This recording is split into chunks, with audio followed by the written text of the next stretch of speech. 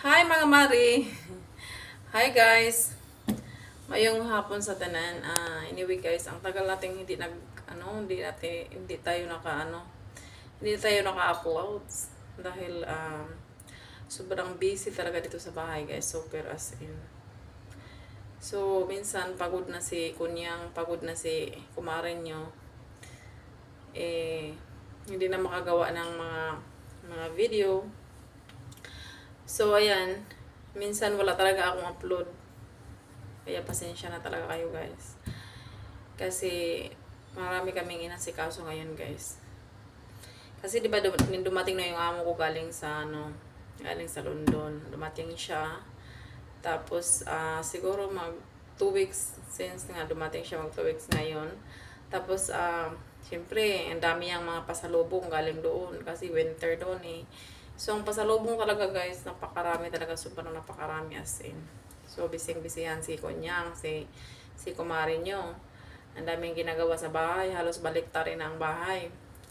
Ngayon naman, nag-announce na naman si kumpare ninyo na alis na naman si Maring, si kumari, si Madam. Alis na naman siya sa kailan ba, sa June daw, mga June something ganun.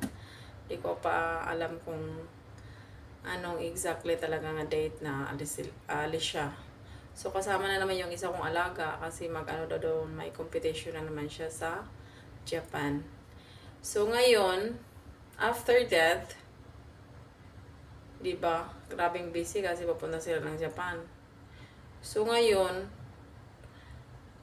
pagbalik nila galing sa Japan guys, siguro mga 1 week sila doon.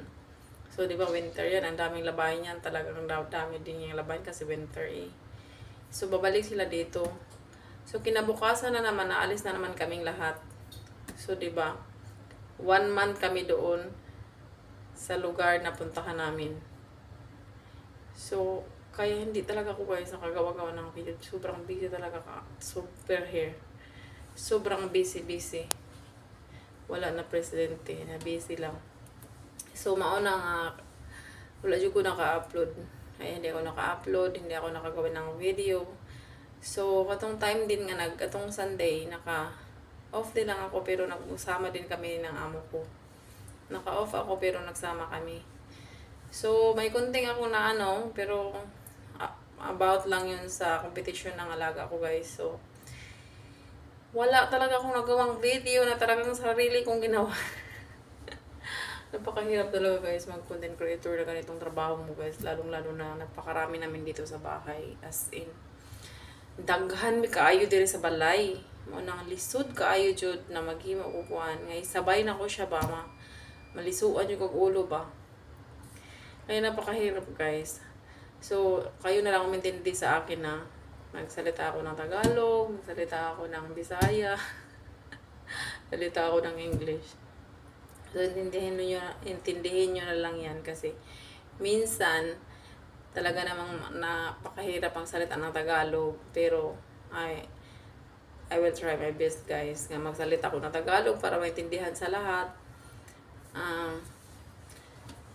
Kasi mayroong mga kaibigan ko guys, mga Tagalog sila, hindi sila marunong umintindi ng Bisaya. So, kailangan magtagalog ako, pero dapat mag-Bisaya talaga ako. Kasi Bisaya ako nasa kanila na yung kung marunong silang umintindi or hindi. Pero naawa naman din ako. So, minsan Tagalogin ko, minsan Bisayahin ko. Kung minsan naman Englishin. So, ayan ngayon, nagplansya ako. Galing ko lang naglinis ng bahay. Talagang linis. Doon sa labas, linis. Dito din, tinupi ko yung araw-araw talaga ako nagtupi, guys. Kasi since dumating yung amo ko, guys, ang dami lang labahin. Super. Hanggang dito. Kadami. So, ngayon ko palang natapos since Monday ako naglaba. Monday, yes. Ngayon, naubos lahat. Last week pala yung dumating sila Monday. So, mag 1 week na. Ngayon ko palang natapos ang labahin nila. Hindi pa kasali dito sa bahay. So talaga napakarami guys. Kaya sobrang medyo pagod-paguran ako. Ang paggabi talagang tagal pang matulog kasi nga ang tagal nilang lagi silang umaalis. Ang tagal nilang dumating sila late na. Hindi din ako makakatulog na maayos kasi sa upuan lang ako, diba? Napakahirap guys. Kaya OFW lang talaga ang makarelate niyan. Kasi sa sitwasyon na ganito, napakarami ninyo, ang daming gawain, ang daming utos, ang daming chichiburitsi. Kaninang umaga, sobrang stress ko guys kasi nag-aaway yung mga bata. Tapos yung mga nanay din at tatay nag-aaway sila. Tapos yun, nilagay nila dito doon lahat sa sala yung mga bata sa upuan. Tapos pinagalitan, nagsigaw-sigaw yung lalaki. Kaya napakahirap.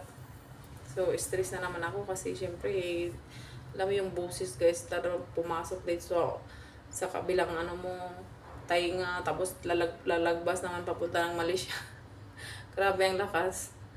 Tagal na bingi ka na sa kaano nila. Pero patient lang, tiis-tiis lang kasi part sa job na yan. Tapos,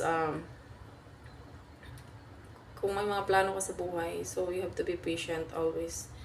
Kung hindi na kaya, so punta ka lang sa kwarto mo, manahimik ka muna doon, uupo ka muna doon, at saka ka pabalik dito sa kanila. Kasi talagang sabog palagi yung mo, yung energy mo guys. Mawala talaga yung energy mo, wala kang gana magtrabaho. Ganyan palagi guys ang mararamdam, experience mo araw-araw, di ba? Hindi madali, pero wala tayong choice eh. Nandito ka na eh. Kasama mo na sila eh. So, kailangan mo na talagang i-patient or na lang. Pakisamahan kung anong pwedeng pakisamahan sa kanila. So, tis-tis lang hanggang makamit mo yung mga pangarap mo sa buhay. So, yun lang po. So, it's another day. It's a vlog day. It's a new vlog. For me, new vlog kay hindi tayo nakapag kagawa ng vlog. So, yun lang po ang aking vlog for today guys. Mga explanation na mga explanation ko sa inyo na hindi madali. So, I hope na nasa mabuting kalagayan kayo guys, lalong-lalo na yung pamilya ko dyan sa Pilipinas at sa mga mahal ko sa buhay. Mag-ingat kayo palagi at saka inom kayo palagi ng water. So, yun lang po aking vlog for today guys, and thank you so much for watching everyone, and see you sa next vlog ko. Bye!